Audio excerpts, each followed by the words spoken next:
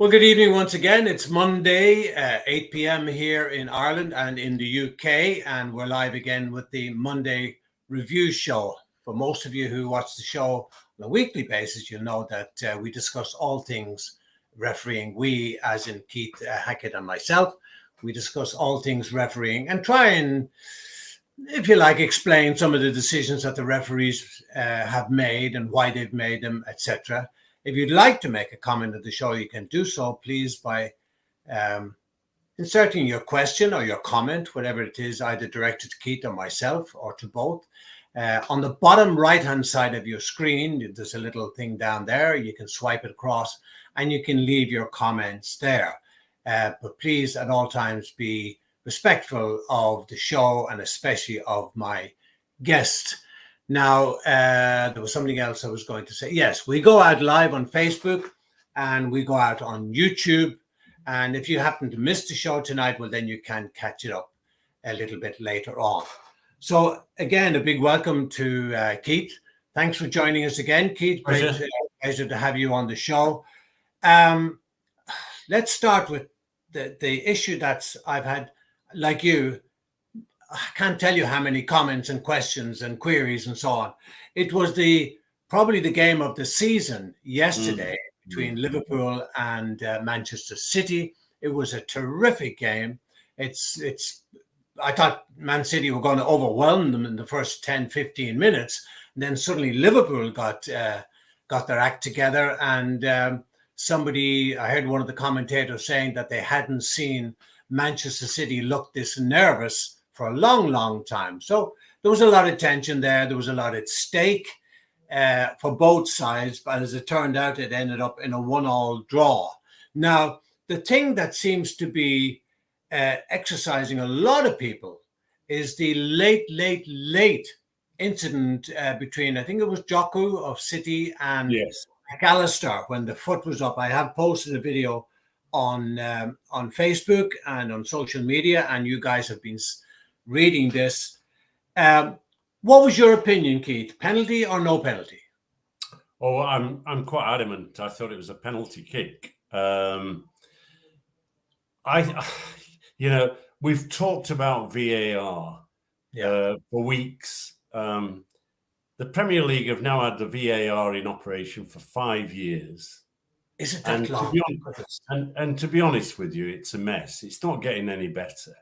And I think confusion reigns. I hear the people at the top. I know that they want to get it to operate well. They've put a lot of money into it in terms of training and the like. But they must be disappointed because I think when we look at this particular incident, I think Oliver had a reasonable view of it. I want to say that I thought he had an absolutely outstanding game. Yeah. But at the highest level, you and I know at the elite level, the expectation is that everything we do to deliver a game is to get the big decisions right. Those that are termed KMIs or whatever terminology you want to put to it. Oliver was in a good position, but I wondered if his view was blocked. So he did nothing. What we saw was a high boot above waist level that didn't have the speed, if you like, excessive force in it, but was reckless. At the worst, it was reckless, but at the least, it was careless. But not violent. Not violent. So if we look at careless, and I want to quote the law. Careless is when careless is when a player shows a lack of attention or consideration when making a challenge or acts without precaution. There's no disciplinary sanction other than the award of a free kick or a penalty kick in that situation. But I think it just went slightly the other way. And I went for reckless, a yellow card offence. Reckless is when a player acts with disregard to the danger to or consequence for an opponent and must be cautioned. And here I think the debate. There's lots of referees who've been in contact with me saying, how can you say this is a yellow and not a red? Well, let's just have a look at the law in terms of red. I'm not going to quote serious foul play, but I will say that using excessive force is when a player exceeds the necessary use of force and/or endangers the safety of an opponent and must be sent off. I don't think it broke that criteria of excessive force. There wasn't distance, but there was a contact into the lower chest of his opponent. So for me, I'm giving Reckless a yellow card and a penalty kick. Now, we have to say, what was Stuart Atwell doing? What was VAR doing? Yeah.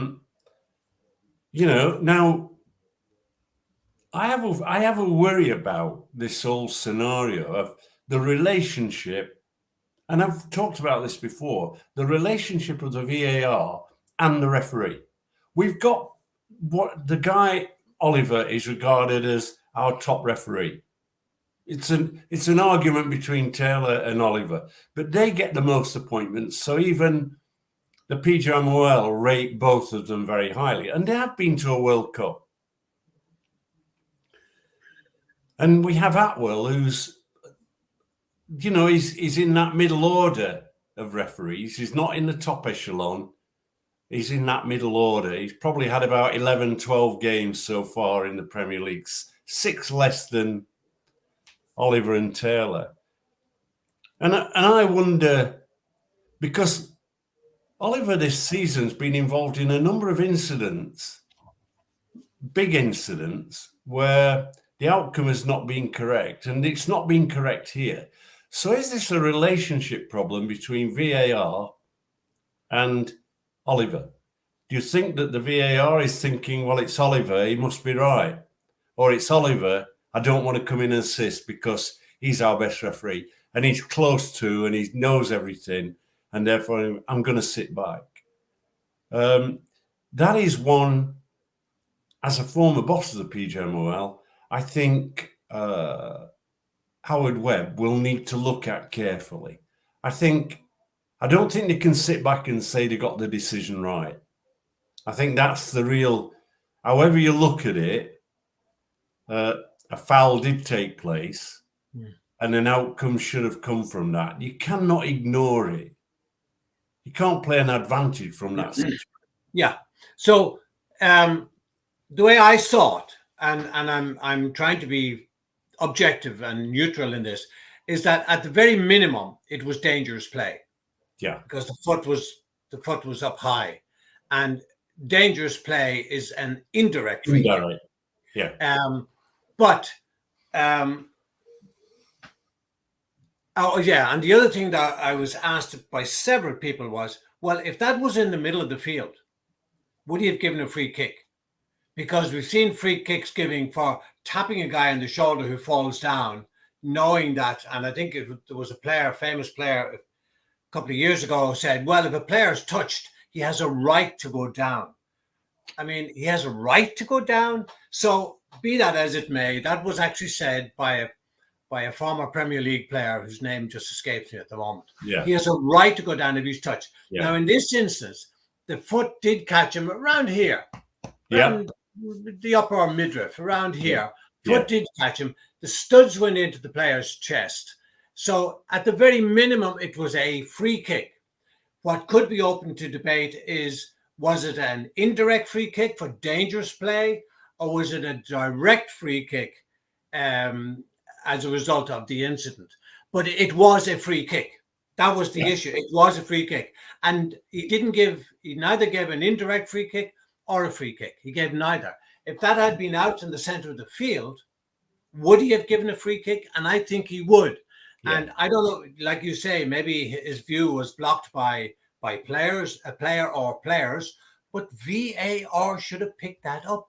And they had it in slow motion and close up. What more is there to see? that a free kick shouldn't have been given. I mean, you make an interesting observation, because again, if VAR had determined that it was dangerous play and an indirect free kick, he's of course in that situation not allowed to come in, because he can only come in at that point if a penalty kick has been awarded and it's incorrect, or there's a clear and obvious error on a penalty kick decision. So that brings up another debate in terms of the criteria related to VAR. Yeah. And that might, who knows, Errol, that VAR may well have been thinking that. But for me, I think what's interesting is nothing's been said, no explanation. And normally, the PGMOL are quick to go on the defensive, but on this occasion, say note, which is a Yorkshire expression. Note, I know. Don't feed the flames, because it was hot topic. There's no question, and it was interesting to see the discussions around that particular incident. Now, Michael Oliver did go to VAR and ask an opinion, did he not? I don't think that was clear. I don't think he did.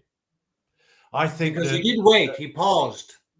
Well, I think he was expecting. Well, this is back to the tightrope scenario of the past. Ultimately, he needs to swipe the floor if it's not a penalty kick in the scenario. And I think we are seeing, aren't we, some referees edging the bets. He had a good view of it. Yeah. And how he couldn't see that it was some kind of a free kick. It was an infringement. Yeah. How he couldn't see that. The only thing that I felt he would have had to decide on then, was it an indirect free kick for dangerous play, which it is indirect. Dangerous play is an indirect free kick, or a direct free kick for something more serious, but not violent conduct, but nevertheless, reckless direct free kick. But the important thing here, Keith, and this is what I've been getting all day, is he gave neither. Correct. Again, the question was being asked, if that was in the center of the field, would he have given a free kick? And I think he most definitely would have. Yeah, and maybe even a yellow card. I've no doubts that he would have given a free kick, and I'm pretty certain he would have given a yellow card. I think, he's in added time. We're into the closing minutes. The game's gone really well for him. He really has delivered an outstanding performance in what was a great game, no question. Did he relax? Did he lose concentration? And these are the things that a referee's got to guard against. Yeah. As soon as we blow the whistle, we have to be focused, concentration, movement, anticipation, all those things. And that only stops to some degree in terms of on-field things is when you blow the whistle, because, when you've blown that whistle, your job continues. Is there a flare-up? Is there any sort of clash? All those sort of things come into account. I generally think that he made an error, and there's no question about that. I have a question here from Brian Wexler, which we'll come to in a moment, just till I get this point clarified. Some are saying, it was too late in the game and he didn't want to cause any controversy, and it would have given most likely, but not always, Liverpool would have scored and it would have given them the 3 points, which they badly wanted. And the other thing is, there's 2 points here, Keith. The second one is the VAR guy and the referee, they surely should be as one and communicating clearly with each other. and some were saying, "Oh, the VAR didn't want to go against the referee." And I mean, I think that what we have here is either two match officials of high caliber believing that no foul had taken place, therefore we're not doing anything. Yeah, I think in terms of these thoughts about the integrity issues of match officials and outcomes of games, I never ever thought about an outcome of the decision that I made. Oh, I never did either. I mean, I think that perhaps those that have not refereed at the elite level, and I don't want to sound arrogant here, are actually creating a case for what effectively was, on this instance, a poor piece of officiating by the referee and by the VAR. It's an error, they got it wrong. And I think that that's the important thing. Brian says, I believe that if that was in the middle of the field, it would have been blown for a free kick and a possible card. Well, this is what we've just said. I thought that the law was that you can't raise a foot to that level. Yeah. Dermot Gallagher said it was a definite penalty. Yes. Well, on occasions, because Dermot is linked with the PGMOL, and at times thought to be slightly biased towards the referees, a colleague, and all that goes with it. Yeah. I agree with Dermot. And I think in recent weeks, Dermot has given more thought to these particular decisions. I think he seems to be adapting a more independent view. And I think as a consequence, what he's actually saying is pretty accurate. Dermot's right. It's a penalty kick for me. I don't think there's any doubt about the John McGinn red card. No. I mean, it's just hooliganism, Well, I mean, that was more a kick, wasn't it? Than yeah. I mean, he made no attempt to play the ball whatsoever. Yeah, and of course, it fulfilled excessive force. It was serious foul play. There was malice. There was, and I think the interesting bit for referees here is that when you're monitoring players, a player who is getting frustrated, that's got passion, that player, sometimes there's a release mechanism and something daft happens. And I think that this player had chased the ball to his opponent's goal line. He'd lost possession. He was clearly frustrated with what was happening. And, he's a player that plays with his heart on his sleeve. That doesn't give him any excuse. Excessive force, endanger the safety of an opponent, serious foul play. There's a bit of malice in it, definite red card, and well officiated by the referee. I thought there was more than a bit of malice in it, Keith. Yeah, his actions, he was quick, and I think that reduced any sort of. There was potentially a blow-up, if you remember. The players did crowd around the touchline. It was near the technical area that can draw people in. But in fairness to both managers and players, they got him out of the way.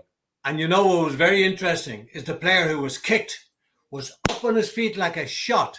Yeah. No rolling around and pretending to be half dead, up like a shot. And which proves... And then went over. The other guys are just... Yeah. And then, of course, fell over. Yeah.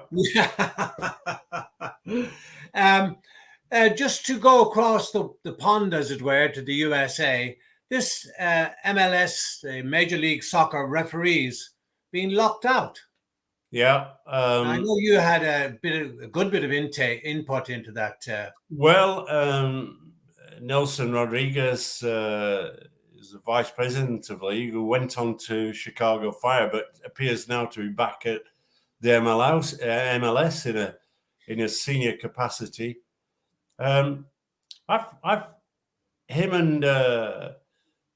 Asher Mendelsohn were the two people that I met both in London and in New York, and they offered me the job. I mean, I gave them the outline of how PRO should be constructed, how it should operate, and they wanted me to be the first guy to run it, but I was contracted to the Premier League, so sadly I had to say no. I would have been happy to take the job.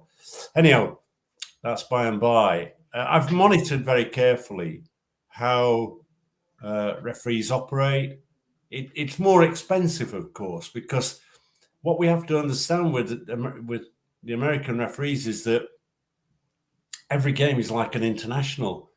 You know, it's almost like 3 days out of their life. So balancing any work and balancing refereeing and traveling that's involved is quite distance. The MLS is growing, becoming stronger, more teams, more demanding on referees.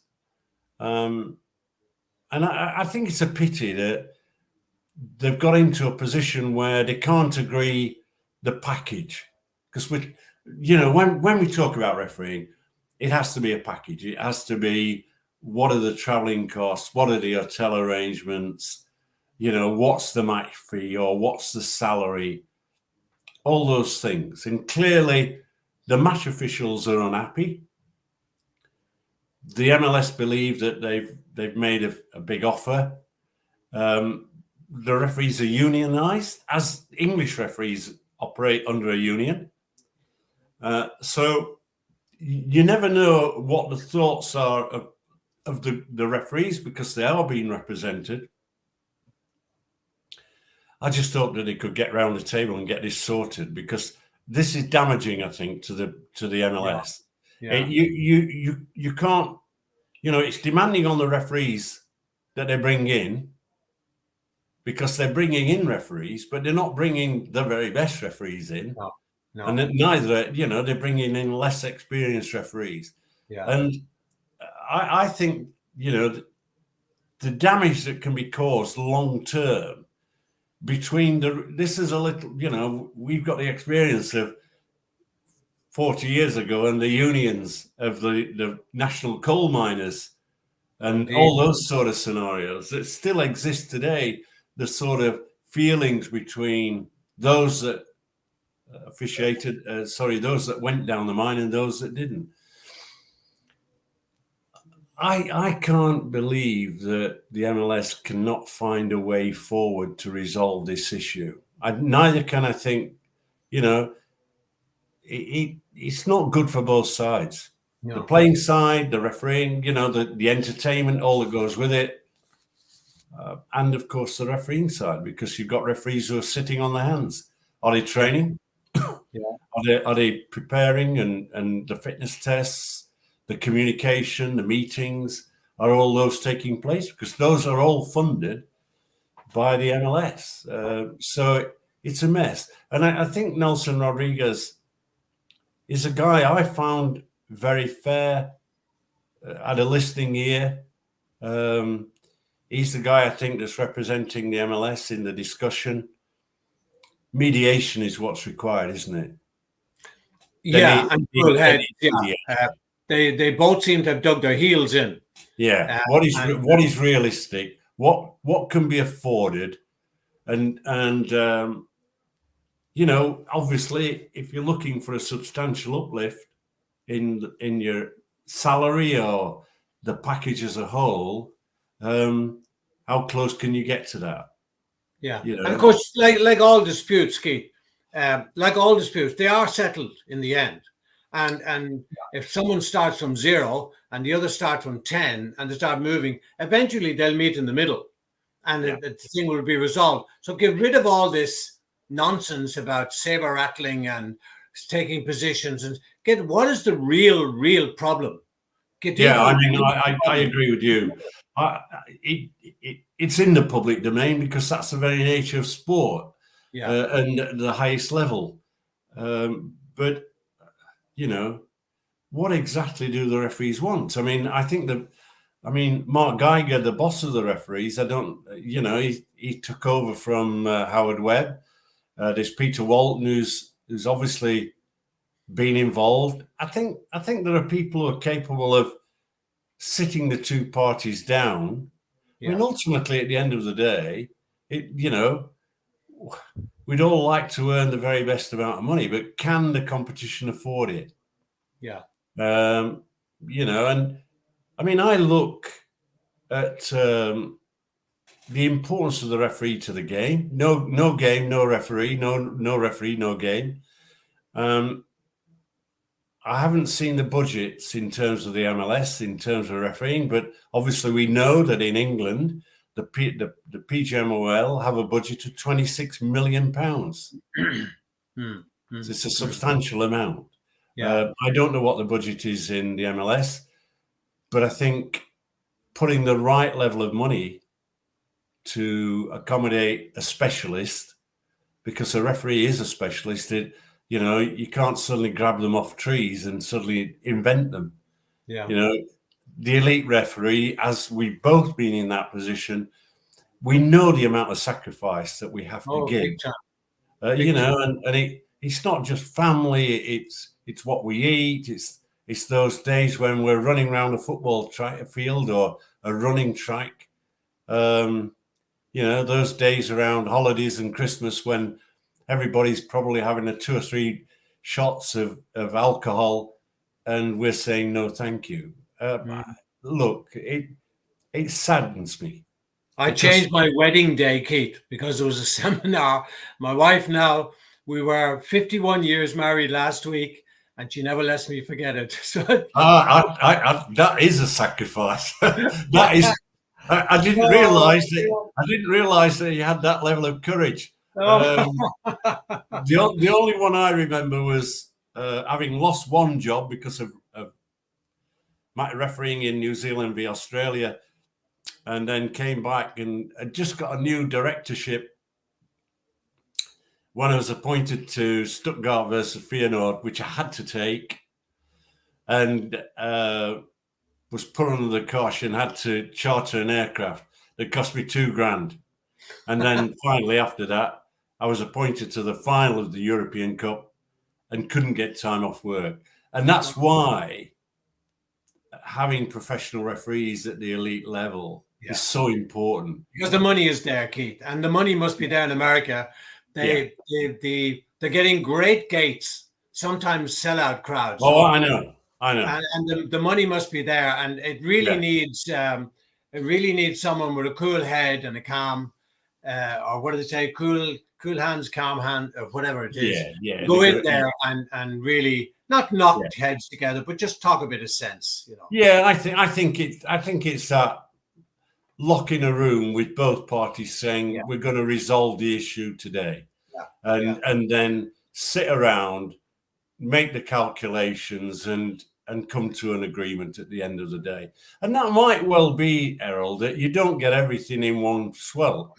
No, you don't. Sweet, but what you do get is a compromise situation, and that compromise can run for 2-3 years. Yeah. But eventually, just all disputes are resolved. Yeah. All disputes are resolved. So just cut away the saber rattling, as I said earlier, and get to what is the real problem and deal with that. And don't allow. See, that's where you need a good, strong chairman or chairwoman to say, no, that's not relevant. Leave that one side, because people will waffle and wander. Get to the point. Yeah. The one last thing, Keith. This Indian referee, I'm sure I pronounced his name wrong. How do you pronounce his name? Sunny Gill. Gill, is it? Sunny Gill, yeah. Apologies to the gentleman if we pronounce your name wrong. Signing autographs, Keith. Well, that's what I did as well. I laughed when I saw it. Look, there's a human side to this, I suspect. But in reality, there's a time and place. There's a time and place. And we've talked in the past, haven't we, of how important it is to demonstrate impartiality throughout your career and throughout the performance. Absolutely, yeah. And therefore, my worry is that he's been caught with some kids, and he doesn't want to let them down. He could have said, "Look, I'll do it later. Be outside my dressing room or wherever at the end of the game, and I'll be willingly sign them," because there's a lot of daft people in the game, and he could have signed, the home team, because they're near the tunnel, and the away team get grief. So I think I was surprised. It's his first game. I would, if I was in charge, I would discourage it. Big time. I mean, look, it's like cricket, you can step off the field and sign a few autographs when you're running in the next ball, Well, I mean, I'm quite clear. I mean, I've signed many at the end of the game, for sure. I can tell you one quick story before we go. I came out, I'd refereed Manchester United against Sunderland. It was my first game involved with Manchester United. The game ended with Sunderland winning 1-0. They were interviewing Tommy Docherty. I was listening on the radio, and he said, "Look, Manchester United have lost, but my wife will be very happy because our son played for Sunderland, the winning team." And I think to move away from a problem, he then said, "Oh, by the way, this is a new referee. I've not seen him before, but he's been magnificent today. Congratulations to him." I was over the moon. I came out of the dressing room, into the foyer, out into the car park area. Young lad came up to me and said, "Please, mister, can I have your autograph?" I was taken aback. No one ever asked my autograph. And I've got a piece of paper, and I start signing this piece of paper, with best wishes, Keith Hackett. I handed it back and said, "Thank you very much." And he went and threw up in the air and said, "My dad says you're rubbish." Oh, well. Oh, my word. Okay. Well, as they say, on that passing note, Keith, always a pleasure having you on. Thank you very, very much. Just to let you people out there know, we'll be off the air for a couple of weeks. Not next Monday, won't be on the air. Not the following Monday, but the one after that. Got a few technical adjustments to make and to sort out a few problems here. Because you may have noticed over the last week or so, or a couple of shows, problems creeping in, pictures freezing and all that. So we've got to sort that out. So we won't be next Monday or the following Monday, but the one after that, we will definitely be back. Thank you all for joining in. Thank you for sending in your comments. And Keith, again, to you, pleasure. Many, many, many thanks. Fantastic. Thank you. Bye. Thank you. Bye-bye.